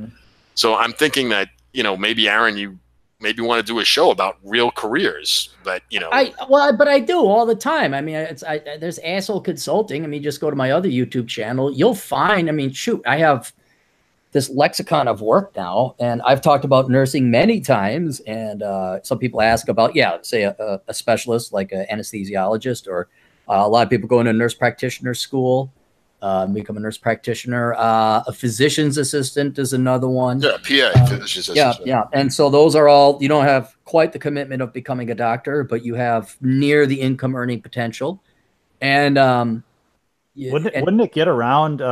Affirmative action would work in your favor if you're a guy nurse, right? It's like a guy elementary school teacher. There's no guy elementary school teachers. If there was affirmative action, or they wanted to have representation, they would have been heavily lobbying to get men to show up in elementary school or nursing programs. Oh, no. What I mean is, it's not going to hurt you. You're not, if you go into nursing as a guy, I don't think you're going to have to worry about a woman being hired above you for affirmative action reasons. I see. She might be a better nurse, right? But you're not going to have to, well, she's not qualified as I am. You're not going to run into that because there just aren't as many guys in nursing. There aren't as many guys in elementary education. I'm sure there's some other fields where I'll tell you this. Money. I'll tell you this. You want a pretty good shot, find yourself a quality woman. Or just getting a lot of dates. I would go into nursing school. Nursing, yeah. Yeah, I wouldn't go into elementary ed because the dumbest majors are in elementary. I'm not kidding. Look it up. Look up majors by IQ. The dumbest is early childhood or elementary education.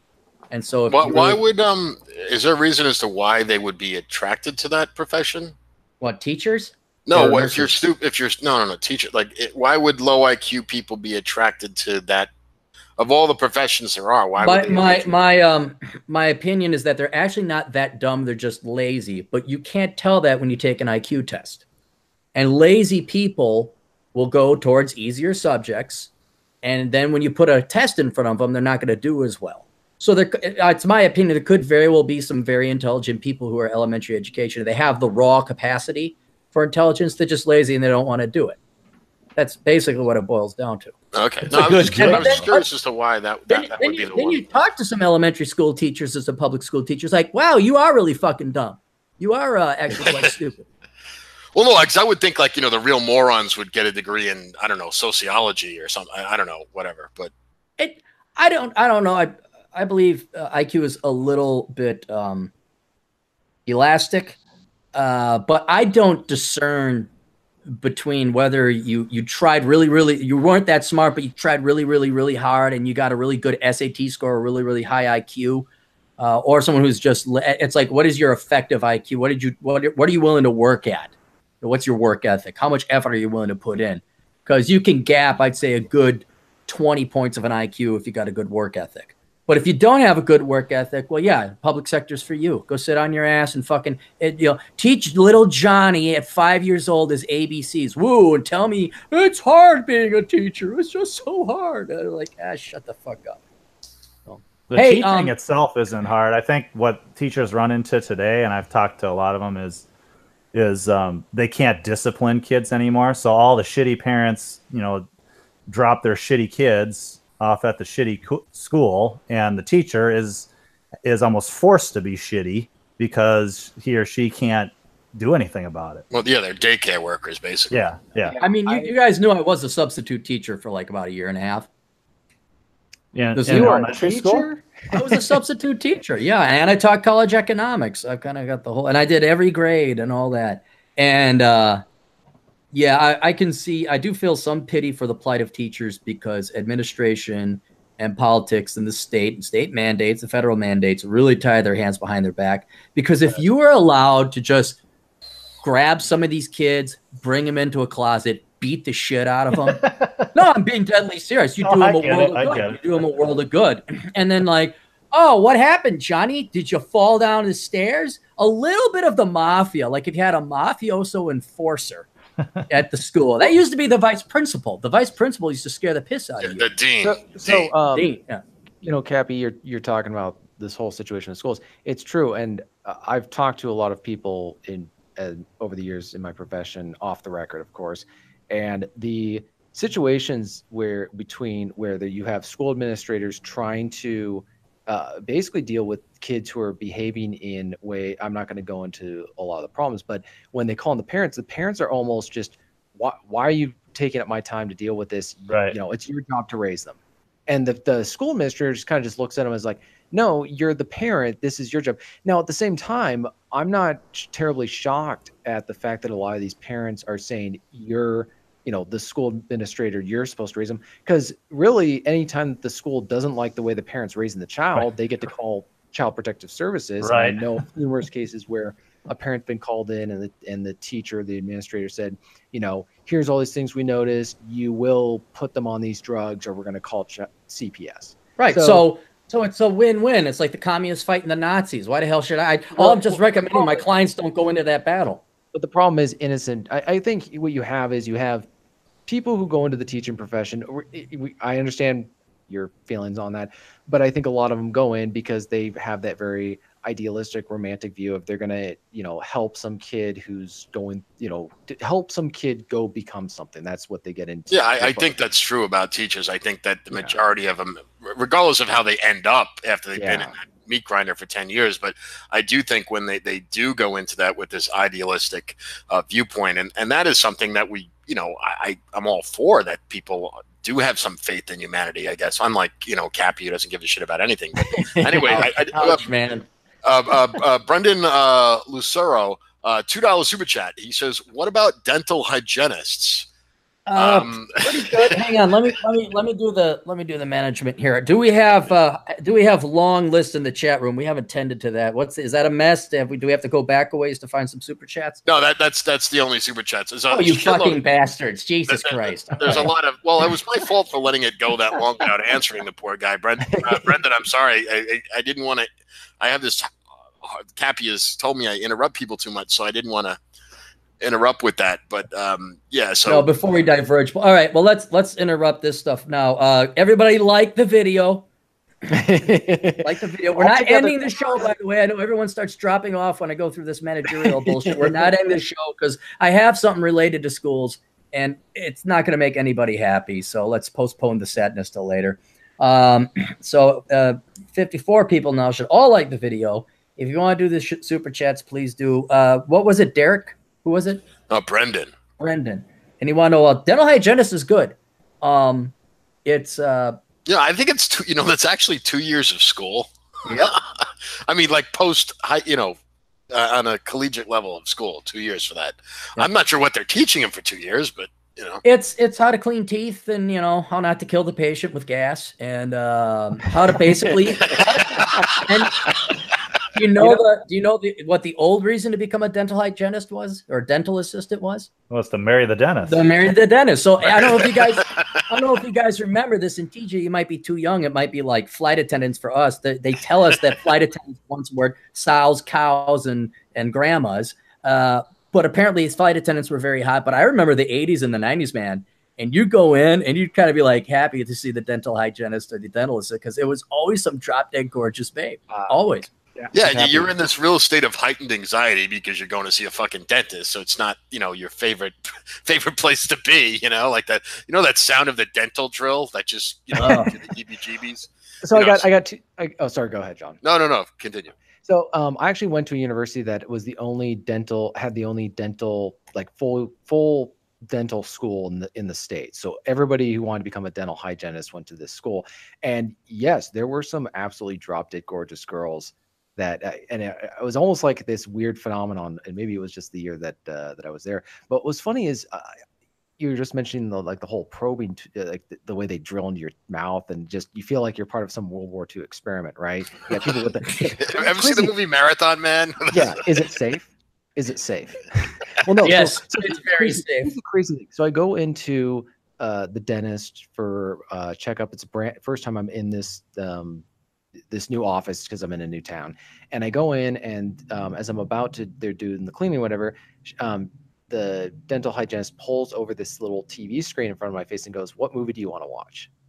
And shit, really? Yeah, and so I got to watch this like, I think I was watching Lawless or whatever.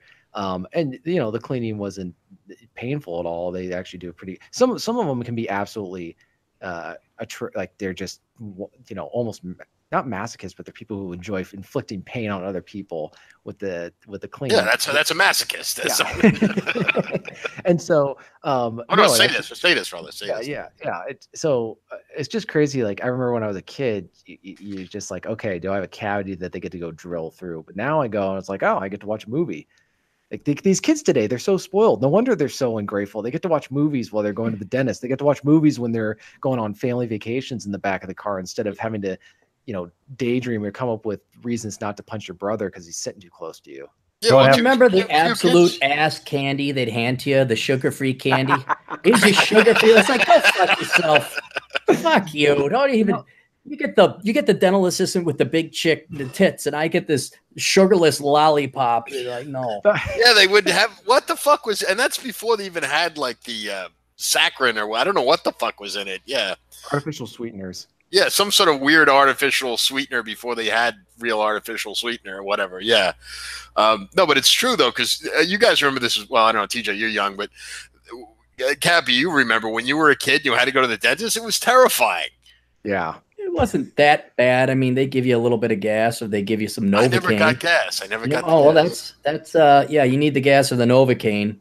I mean, I know it would hurt. I had my cavity drilled. I've only had one cavity in my life, and I went to a fucking butcher. No, I'm not kidding. I mean, I didn't know this because I thought that was a normal thing to do. I went to a butcher on Fordham Road. Anyone in the Bronx who knows Fordham Road, and drilled I've only had one cavity my entire life, and this guy drilled it out without gas or Novocaine. Oh God! And I was like hell. That's probably illegal. It should have been, but I did not know any different. And my mother took me to this guy because it was $3.99. It was $3.99 or whatever it was. But this guy was, I told that story to other people and they go, I don't believe you.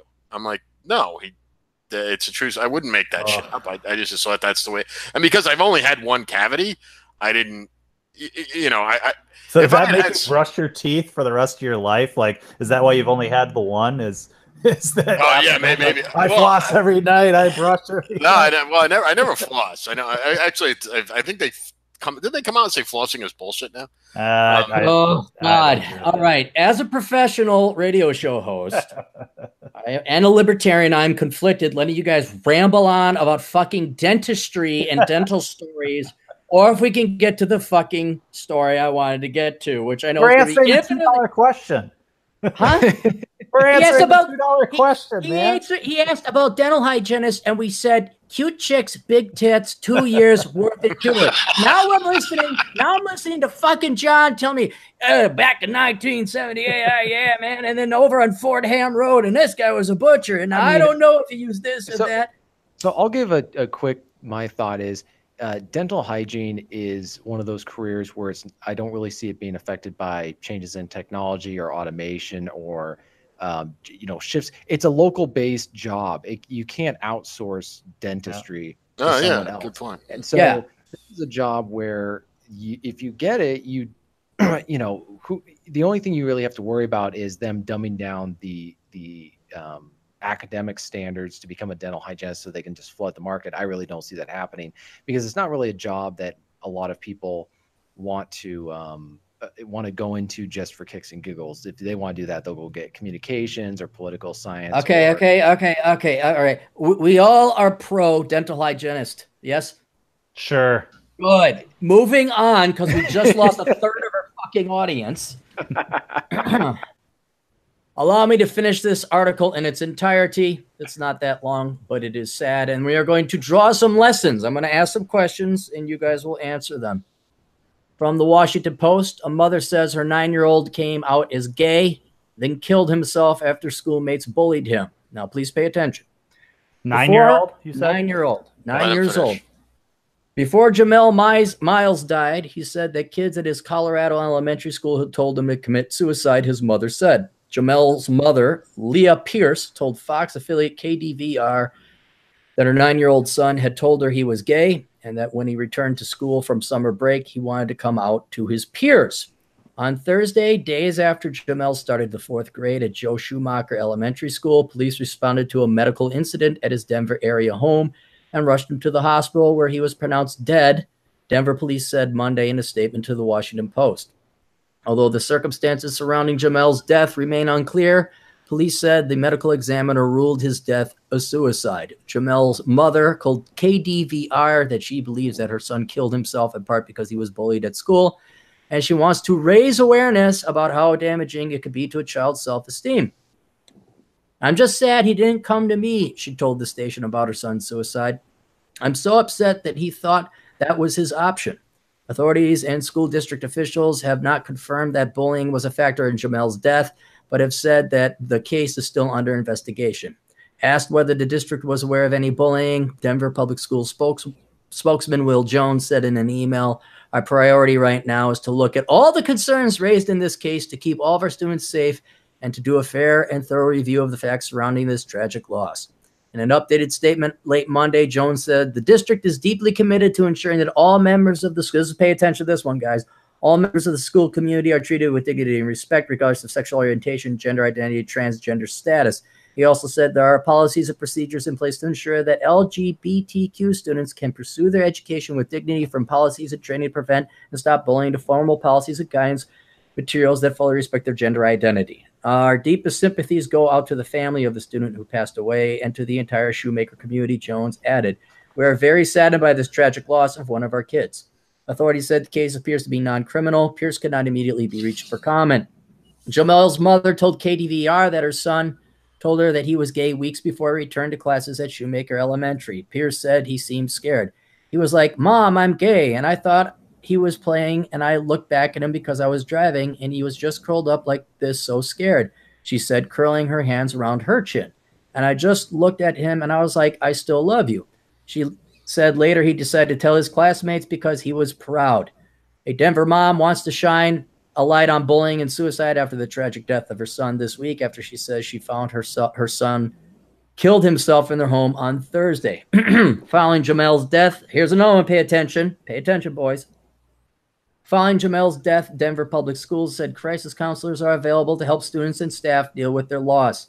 4th and 5th grade teachers at Shoemaker are creating a space for students to share how they are feeling and to process their emotions after hearing the news, Jones, the district spokesman, said in a statement. Teachers are also letting students know about the Denver Public Schools crisis team members on hand to meet their social emotional needs. All involved professionals are aware of the potential effects the news of Jamel's death may have on the overall well-being of the Shoemaker students and staff. Okay. Now, gentlemen, if you can, very quickly, and everybody else in the listening audience, go to my blog, captaincapitalism.blogspot.com. I'm going to give you guys a minute to do this. You will see a couple links. One is the actual link to Pierce. That would be the mother's interview with KDVR. I want you to go ahead and look at that. I know this is unconventional, might take a little bit of time, but yeah, you got to give me a second there, Chief. Give you guys a second. Should be scrolled down under the sub-article called "The Father Could Not Be Reached for Comment." That is below the Older Brother podcast and how worthless degrees ruin lives. It's the third post down on my blog, captaincapitalism.blogspot.com. Go ahead and you don't have to play audio. Just look at the video of the mother.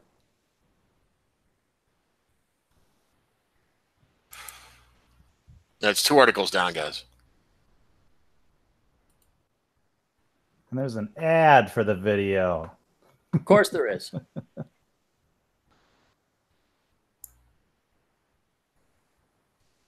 Let me know when you guys have seen the mother. Where the fuck is the picture of the bitch? Just let it play. Should be up. Okay, yeah. The mother says her 9-year-old son came out as gay. Then where's the picture of the mother?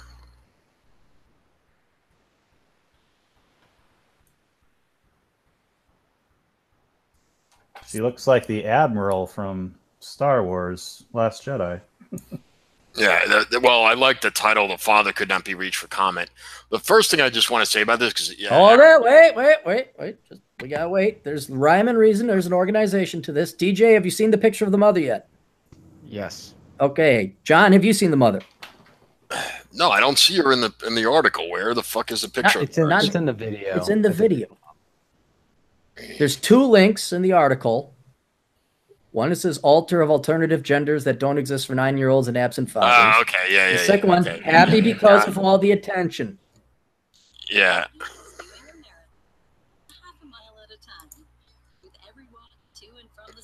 Yeah, I'm just waiting for the ad to finish. But yeah. Well, it would make sense, John. You are the oldest of us, this technology stuff. Yeah. My VCR is still blinking 12 o'clock. Oh my God, I see her now. Jeez. There you see why? Okay, now, gentlemen, I want to know, Jamel. Let me get the kid's name because it's not this poor kid's fault. I want to make sure I get his Jamel Miles. Okay, I want to know who is responsible for Jamel Miles' death, and there are 4 guilty culprits. Well, one of the problems is the police are still investigating, and they didn't say how he was found dead. And I'm just really, I feel like more information, just from looking at the facts, I would say that more information is going to come out that's going to change the narrative. Okay, all right, good point. Let us assume this kid actually killed himself, and that's where I'm going. I would not be surprised if it turned out the mother killed the kid. No, but the medical examiner, you said, ruled it a suicide. So right. So legally speaking, we're going to go with that. Right. Okay. So let's just operate from that premise. There are 4 guilty. I'll give you another hint. 4 guilty entities, not necessarily people. There are 4 guilty entities that caused this poor kid's death. I can only think of 3. I'm curious who your 4th is, but keep going. Oh, go ahead. What name one there, John? Well, I would say obviously the mother. 2, the absentee father. That's 2 for 2. All right. And 3rd is you said entity. What I would say is this culture of embracing, making it in vogue to be gay. When you're 9 years old, you don't know what the fuck gay is. Right. Think back to when you were 9. Now that's as far as I go with that. I don't know what your 4th is. What is the institution that probably heavily propagandized the poor kid about this? Well, it's the media itself, for sure. I mean, the reason why you're seeing this story is because what were we talking about? My most hated group of majors. The teachers? The public school. How much you want to bet they couldn't wait to tell these kids about the 48 flavors of gender when these kids are prepubescent? How much you want to bet that if we went and we looked through the photocopies or the hard drives and we looked at everything that came home in a backpack with these kids, how much you want to bet that at the age of 7, maybe 8, certainly by 9, they got some propaganda that says, hey, did you know you could be a sapiosexual, pansexual, bigender, non-conforming queer? Yeah, I think the sex ed starts at about 9. So yeah, I mean, we got to keep in mind, imagine if, let's just show or contextualize how insane this story is. If I had a 9-year-old son and he was showing basic, I'm not sure how he would put it, but expressing in words, not in actions, but just saying that he wanted to go, he was interested in girls at age 9. In some ways, I don't know, maybe I just don't remember that age, but there's a certain point when the opposite genders are not particularly interested in each other, or romance and love and all that stuff, either maybe younger, I don't know, but just the idea that he would even be thinking about this shows that it was clearly put into his head. Yeah, you get a gold star. TJ gets a gold star. He gets a gold star to put on his 4th grade little gold star. I just remember the idea. It's like if a 9-year-old came up and said, I'm a libertarian. Yeah. And that's really good. That's really good. He's like, Daddy, I just want to say that I have chosen the Austrian School of Economics. It's like, And you know, Ludwig von Mises is my favorite economist. Like, imagine he went over to his teacher and said that the teacher's assumption isn't going to be, oh, he totally came up with that because he was predisposed to liking the Austrian School of Economics, and clearly he can choose at this age what political view, you know. He gets to be a Rothbardian anarcho-capitalist, and we're going to respect that. No, they'd be like, what propaganda is your dad putting into your head? Let's call CPS, you know, let's have your father's a Nazi. Yeah, we're going to recreate Ruby Ridge right here now. And so, but yeah, the whole thing is this kid, first of all, another thing that I would say is when he said this to his mom, everybody just assumes that he meant what we all think. I'm thinking, what did he think? He didn't know what he was. I can almost guarantee you this kid, and this is where I say all of these entities, there were like several fail-safes. Now, two are propagandists, and purposely they achieved their goal with this poor kid. This is genuine child abuse. Right. The schools and the lefts with their fucking both. Now, and you guys know me. I'm pro-gay, pro-bi, whatever the hell you want to be, as long as you're not hurting anybody. But when you're talking about a kid who's 9 years old, who, when I was 9, I want to know, well, do I want chocolate ice cream or can I play on the merry-go-round? And I want to put a frog in Susie Jones' desk. All right. The entity, the establishments achieved their goals. But where the two fail-safes were with the mother and the father. Father absent, completely absent. Mother, if you looked at her, I don't know how many of you people in the listening audience looked at her. She looks like an old fat social justice warrior. Nose piercing, dyed red hair, obese, purple, whatever. And if you watch the video, what's worse is the mother. To me anyway, again, I hate humanity. It's painfully obvious she was getting off on the attention. She didn't cry until the very end. If you watch it, she's just like, oh my God, you know, and this and that's why I want to da-da-da. I'm like, you do not sound like someone who just lost her son. Well, Cabby, that's why I'm a little suspicious about the circumstances, because not only is it unusual for a 9-year-old to be thinking about this stuff, it's unusual. Like, do 9-year-olds even understand the concept of death and who put that into his head? The media did. I mean, they've proven. I mean, I'm thinking, I don't know. I don't want to speculate. I'm just saying I would, on this case, I would want to wait until the police are done investigating because, I mean, look at what happened with, just to throw an example, that one girl who enticed or basically goaded her boyfriend who killing himself. Yeah, but what happened after he was done? And mind you, this is a girl who was in contact with him up until the point he killed himself. And what did she do as soon as it was over? She played the victim. This gal played a victim very part. And you're right, TJ. It could be 100% right. My point is that could we see this happening again in the future? Well, yes, and we will.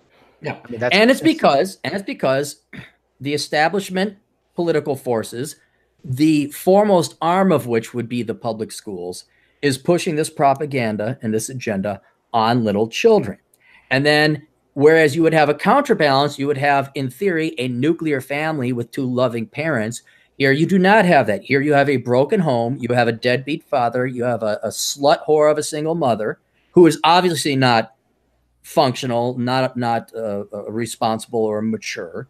And so more and more of these kids, I think, are going to go down this way. Now, not only that, I'm not saying every kid's going to end up committing suicide, but will we agree that with the established school and educational system pushing it, and the parents not saying, hey, something's wrong with my 9-year-old if he thinks he's gay and he wants to come out in the second week of school coming up, where you have failure with the cry. It was a cry for attention.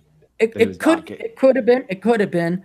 But do we all agree that this forcing a non-binary sexual agenda on kids who are prepubescent is at least going to confuse some of them and cause them irreparable harm and damage? Maybe not suicide, but a great amount of confusion as they do hit puberty, as they grow up. Some people are claiming to be bi or gay because they want to be fashionable. Boys are wearing makeup. Again, I'm a libertarian, do whatever the hell you want. But do we agree that this agenda combined with failed parenting is going to cause arguably millions of young boys and girls to suffer later as they grow older? Of course. Yeah. You answer your own question. Yeah. Right. Well, I'm not answering for you. I'm answering it for the Google and the YouTube censors. I'm answering this for liberals who claim that. So anyone who wants to say, "Oh, Aaron's just coming out about gays and tried bisexual," when I have established, I have a very clear track record. I don't care what your sexuality is. You can do whatever you want. But I do want to point out, assuming that this kid did commit suicide, that this is the result of leftist politics. And leftist politics manifesting itself also in the way of breaking up the nuclear family. And this is only the tip of the iceberg if you start to consider all the confusion and pain and agony that you're going to confuse these poor kids about their sexuality when they actually do hit puberty. And it's like, well, geez, like I think I like girls, but maybe I don't. What, I get all the social attention and immediate gratification in a public school system, and I get like an extra gold badge when I go to college if I come out as pansexual. Well, shoot, I'm going to do that because of all the attention, and they ruin their lives in the process. And how the left doesn't give one fucking shit about what they do to these people. Well, Cappy, you're talking about how you're addressing this question to the YouTube censors. And I would say you're addressing it to the people who are pushing this stuff. I mean, this is the stuff that they believe is normal. Right, but I want to point out this cost a life now. Right, and let's not beat around the bush or even be tactful about this. Anybody who is not only comfortable but proactively interested in talking about this stuff with young children, automatic suspect, without question. Like, so you're saying they don't even. Okay, so you're saying I'm almost being too idealistic, thinking that the censors and leftists and people out there I'm not trying to be like, I don't want to venture into Alex Jones where there's lizard men, even though Mark Zuckerberg does look like an alien. Let's just get that out there. But I'm just saying, you're looking at what's going on with the Catholic Church right now, where the Pope himself is being implicated. You're saying they want to add a P to the LGBT. Well, that's pretty obvious. But I would also add, I think the level of this stuff going on, you have it going on in Hollywood. You have this stuff going on within the what do they call it? The Lavender Mafia. You have all these people doing this stuff. And so I think that the problem is much worse than we would even imagine. And so I don't know. My defense he said he came back from camp, right? I mean, who the hell knows what happened at that camp? Yeah, I mean, I think that the problem, and Cappy, I think we chatted about this when you were over at my place. I think the problem is much, much worse than we really realize, and the cost, like the harm, that the guilt and all the horrible stuff, that the aftermath is being shifted over onto people who it is socially and culturally acceptable to hate. Okay, so you're saying I am even being too overly optimistic, where I think, okay, they're Google censors, they may be to the left, they don't know what they're doing. Hey, now look, here's the death of an innocent child. You're saying that a high percentage of them, or a disgustingly unacceptable percentage of them, damn well know what they're doing, and they don't care because there's a demand for pedophilia. Yes. Or young, confused people. Yes. No, they have an agenda. I think this is the challenge I have with libertarians in general, including yourself, Aaron. That's why I don't like libertarians. Like, and if we were in close proximity, I would beat the living shit out of you, because libertarians, basically, they have no sense of tribe. They believe like, oh yeah, whatever you want to do, it's fine. Like, not understanding the basic concept of human interaction, where no man is an island. If you exist in society, everything that you do affects those around you. So as soon as you have this idea of like, being a libertarian, you can do whatever you want. No, fuck that, asshole. You behave that way, society's got to come down on you like a fucking hammer and say, no, you don't do that shit. If you do that stuff, you have to leave the tribe. You have to go out in the wilderness and be eaten by a lion. It's funny, John, you mentioned that, because I've been part of the libertarian, I want to say part of the movement, but I've described myself, but I'm kind of not, I don't want to say I'm abandoning the philosophy, but I'm just moving away from it. And I'm actually going to talk about a podcast soon. So, but it was interesting because those are some of the things that's coming up. Is we live in a society where one person says, let's live and let live. The other one says, let me live and you die. Well, you can't live in a society with where there's not that reciprocity. But going back to the whole kid thing, yes, this is absolutely grooming these kids. Because think about it: if this 9-year-old hadn't died, and he'd come out and all that stuff, how appropriate? Like, what? I'm trying not to go down too bad of a hypothetical. Well, go down it. No, I mean, you might as well. I'm curious because this is more dark than I would have thought. I thought it was just dumb, naive leftists. So then an adult man who also describes himself this way says, "Oh, I'll spend time with him, and so that way he'll get to be secure in himself, and we're going to go spend time together." And anybody who opposes this is homophobic or is anti-binary or whatever. Right. But basically, because think about it, they're going to frame this as an act of bullying as a result of homophobia. So anybody who criticizes this stuff is susceptible to causing suicide. So that's going to squash a lot of talk by the kids. But also, what's going to squash talk about is when you see inappropriate, like you see all these red flags going on, and they don't want to say anything, but at the very least, then the kids, first of all, the kids don't even know what's in, they're not taught any boundaries. They're not taught about anything that's appropriate. So they are not able to determine what is appropriate and what's not appropriate with adults. Well, hence that's the problem with libertarianism, is because there are no boundaries. Ultimately, you're saying, like, Aaron says, well, I don't care if you're non-binary, and I'm like, why don't you care? I mean, that's no, I'm not talking for kids. People who think like this, the people who think like that are not going to respect our rights. So the idea that there are people who cannot coexist peacefully with people who think like someone else. If you believe things that are mutually incompatible, you cannot coexist peacefully in the same society. You need to go live. You can't live in proximity to one another. This is basically what we learned from the 30 Years' War after some 1 million people died in the 1600s. The European nations realized that they should stop telling each other how to practice religion. You go do your thing and we're going to go do our thing, but we shouldn't all have to agree on the exact same thing. And we completely threw the lessons of that war out the window. Right. Now, let me just be clear here. I'm not saying there should be no, don't do this, don't do that. My point is, there should definitely be a don't do this and don't do that when it comes to kids. Right. As an adult, I don't care what you do. Well, you may not care, but my point is that it doesn't stop at children. Once we start to have a society in which you have anything goes, well, the society just declines. Now, that's fine if you're just going to argue, well, that's just the way society goes.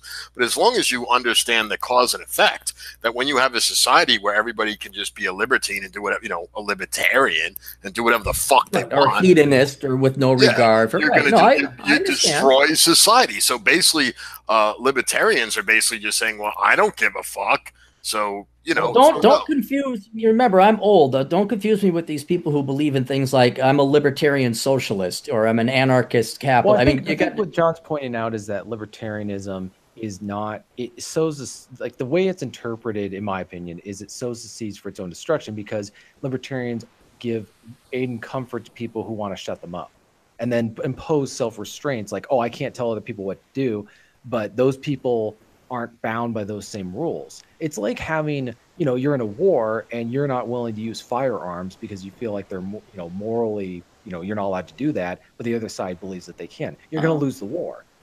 You're not going to be able to impose your views, and so it puts them in a perpetual state of powerlessness. And I think that, frankly, a lot of people who are attracted to the philosophy like that. They like having no power because then they get to engage in this situation where they create the most ideologically pure hypothetical situation that is as utopian as communism.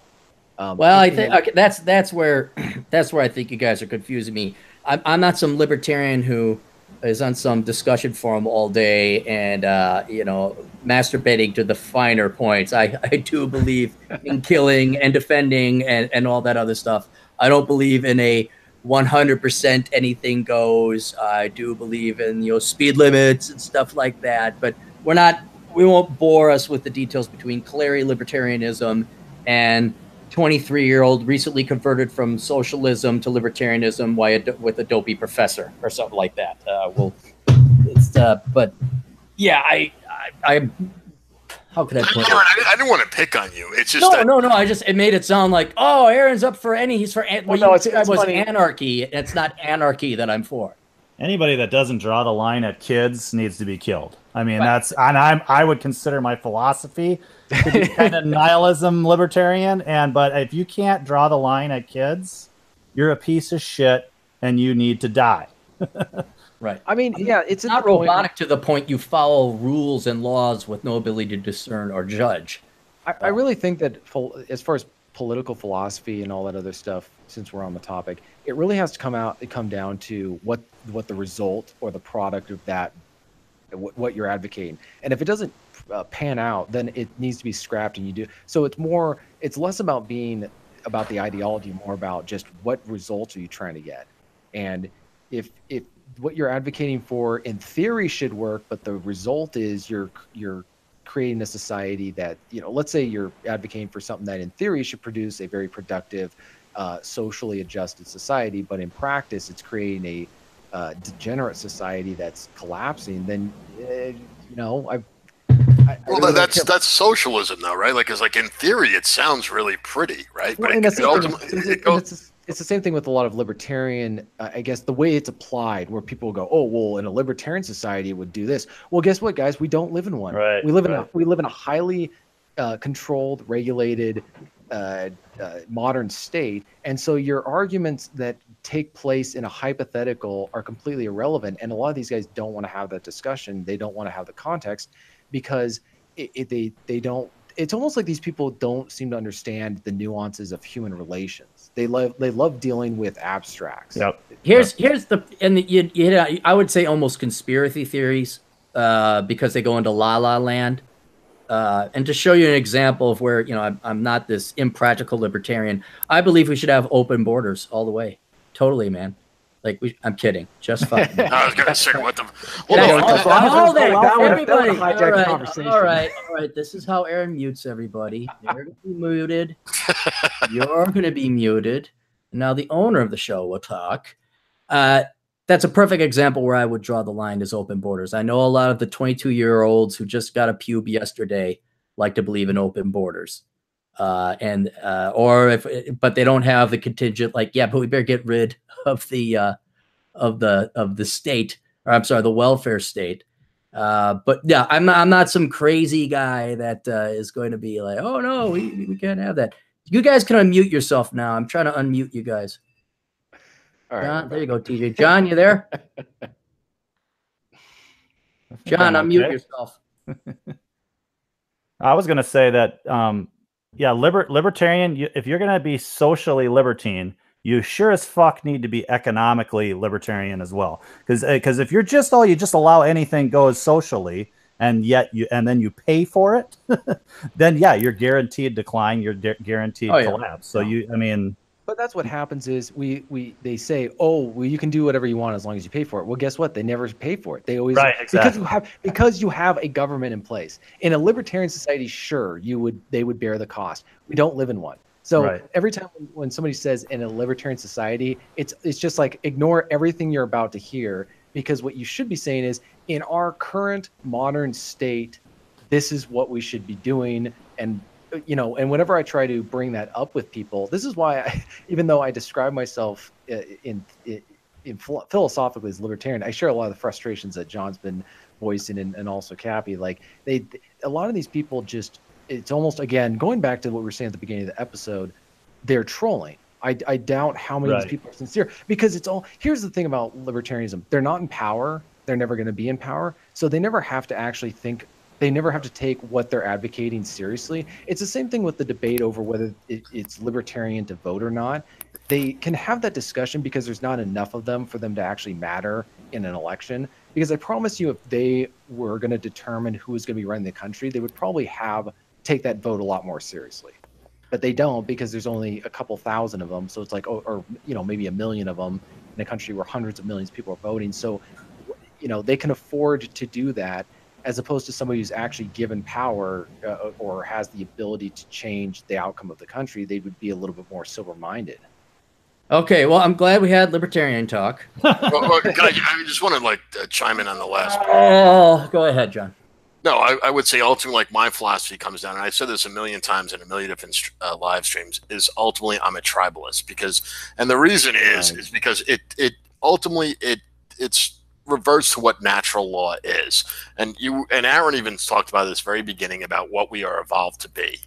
You know, you have how many hundreds of thousands of years of evolution that made that what we are. Now you could say that's good or it's bad or whatever, but that is the reality that we live in. We are tribal. Now, and when you try to force these other constraints fighting tribalism, ultimately it will not work because it goes against reality. Yes, I'm aware of the reality principle. Yes. Yeah, so I'm a tribalist. I always have been, and I don't know, and I encourage those listening to research tribalism and the importance of it. And join Jack Donovan's cult out in the forests of Oregon. No, I actually would recommend people read Becoming a Barbarian. I was literally just reading that book this week when I was thinking about all the stuff that we were just talking about. Oh, Jack's a great writer. Jack's got what's the other one? The Way of Men is also a must. Yeah, The Way of Men is. All right, here's what I wanted the lesson to be. 18 hours later, aside from the fact I don't like kids committing suicide and I don't want kids getting raped, aside from those two hugely unpopular, bold, courageous, brave stances that I just took there. The other thing is I had a client today whose kid is being brainwashed by the leftist schools and divorce and all these other complicated matters. And he's facing the problem with this 12-year-old kid of his who he obviously loves. He wants his kid to grow up to be successful. But the schools now have this kid convinced that there's global warming and Trump is a jerk and everything should be free. The mom, not maliciously, but just because of the nature of mothers, she, spoils him and spends money on him. He doesn't have a job, doesn't really do chores, all this other stuff. So the client is very worried about his dad. I'm sorry, about his son. And the problem that the dad faced is he can't convince his son. He can't just go in there with this simple statement, your teachers have an agenda. Your teachers don't care about you. Your teachers care about themselves. And I wanted to use this article in the outside chance that this kid might be listening, or for any of you younger brothers and sisters out there, whether you're in college, whether you're in high school, whether you're listening in middle school, even though you shouldn't be, whether you're fresh out of college and you still think, oh, maybe my teachers are great. Most teachers do not care about you. That is the truth. I'll stand by that. Half of them have contempt. Some even outright hate you. And the same would be applied to your professors. Your teachers, kindergarten through college, are not your fucking friend. And more often than not, they're your fucking enemy. And this sick fucking shit where they're going to worship and bow down at a religion of politics, this variant happening to be non-binary genders at such a young age, should prove it to you that, or at least put it in your mind, that not all teachers are lovey-dovey, touchy-feely. And when they act lovey-dovey and touchy-feely, that is not who they deep down are inside. And I know some people have more positive opinions on teachers than I do. I've never been abused or raped or touched by a teacher. I just had to deal with all of them. And as you see who goes into education, what they're advocating now, how the public schools have become an absolute joke, and how the fucking colleges have become insane asylums where you can't think, and Nazism and genuine communism and actual fascism where you don't have the freedom of speech is now being promoted. You young people out there really got to think long and hard about who's your friends. The people trying to kiss your ass and suck your dick, both perhaps metaphorically and literally, or the people telling you something you don't want to hear because they actually care about your long-term health and benefits and success.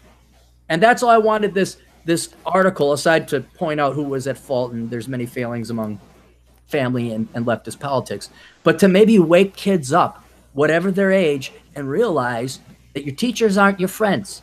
They're not. And that's it. That was my little soapbox. All right, well, I got a super chat. Kevin says in the super chat, most Republicans support Medicare for all. Thoughts? I don't know. Do they? Did they do a survey? I don't know if he means like elected Republicans, or you just mean people who vote Republican, Kevin. I'm not sure. You might have to clarify that. he only had $1.99 chat, so he was limited by how many Are characters. you playing with some coins or something metallic? No, that's not me. You're getting that from someone else. I think it's you, John. Is the microphone close to you? Do you have a beard or something? Or? Oh, yeah, I do. It's clicking. I have a goatee. Sorry. Yeah, there you go. My phone on. Oh, go ahead, John. Now it's probably better. Yeah. So Medicare for all. I don't know if that's really true that most Republicans support that. I didn't hear that. That's single payer, basically. I don't think. Yeah, that's true. I don't know. That's not going to work. I mean, to be honest, though, like the whole idea of, I mean, if you looked at Germany, up until let's say 1990, before the unification with Eastern Germany, they had socialized medicine, and it worked. Not necessarily because socialized medicine is, and Kevin's just said another super chat of $1.99. Thank you, Kevin, for the donation. He said new polls show this. Okay, perhaps they do. I'll look it up. But Google that if you can.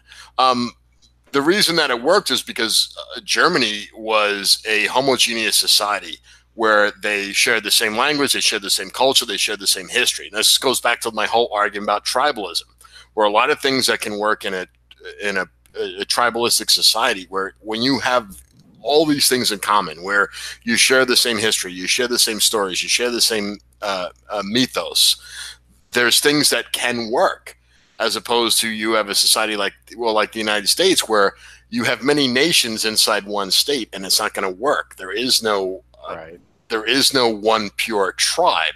Now, eventually, now we're all fucked up because we got all this third world invasion. But eventually, because you can have a tribe that will coalesce of many different tribes. I mean, that's if you study the Indo-European migration / invasions, you'll see that's what happened.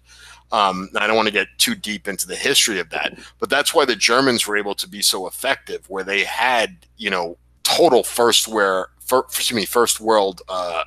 Medicare system, yet it was socialist, but it worked.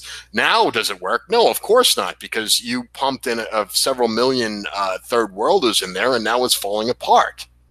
Right. It's anyway, to get to the answer to the question, I'm going to speculate it's a poll, not all Republicans. And I've got the answer here. What's the answer? Please give it.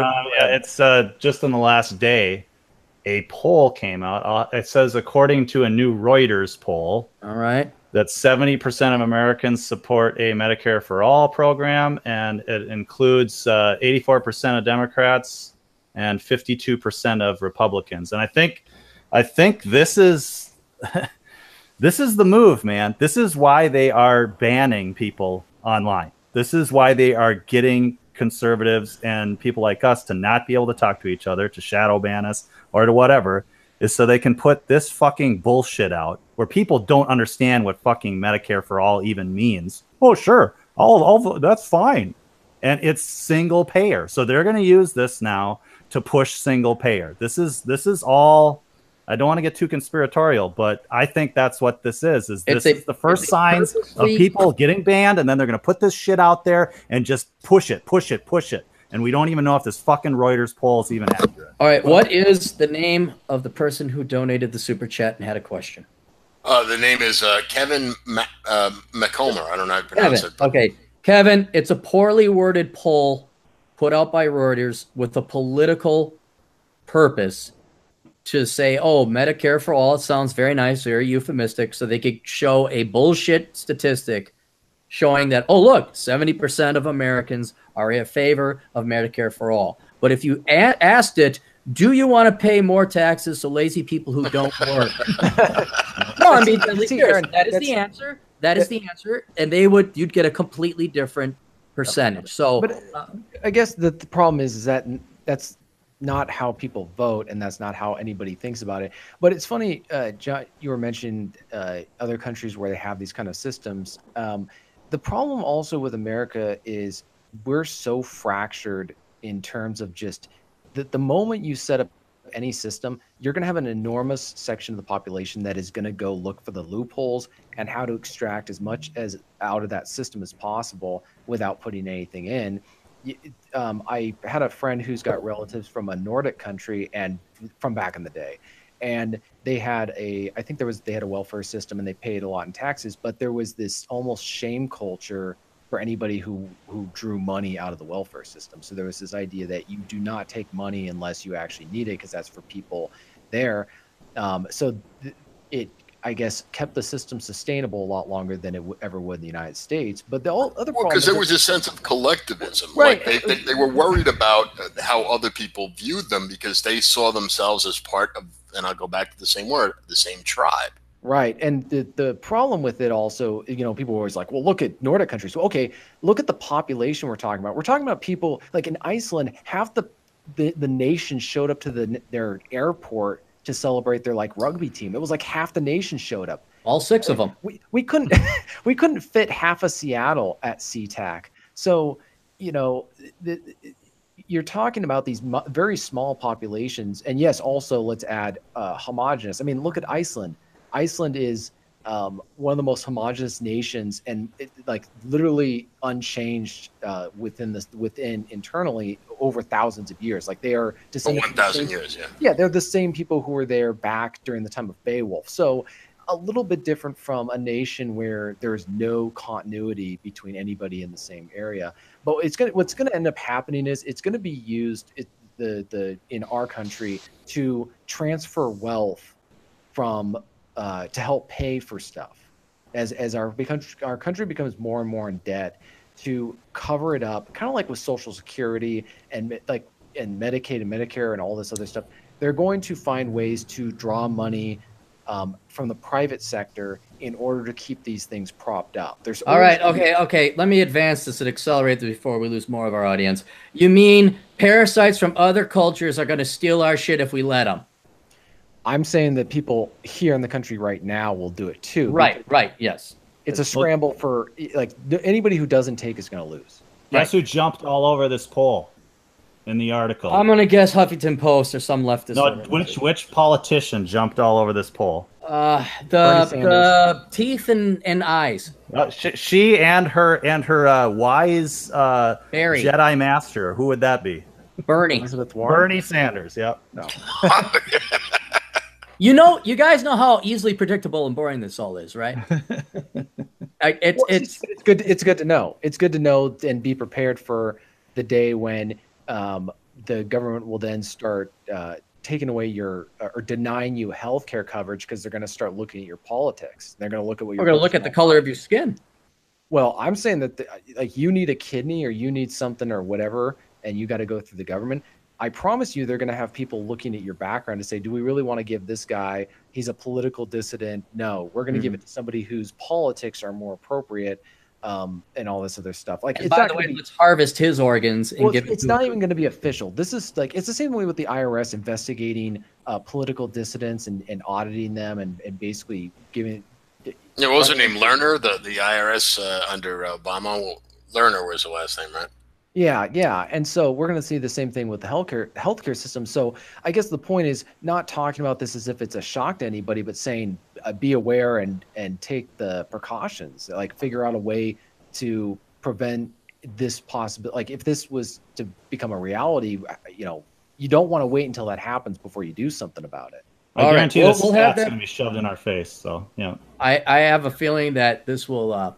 We'll have that be a separate show. John, what else we got in the chat room? Any other super chats? No other super chats, but hold on a second. Let me find the one guy that did say a super chat. He was, oh God, was it Kevin? I'm sorry, brother. I'm having trouble finding you. But anyway, no, that's it for the super chats. All right, did Kevin have a question?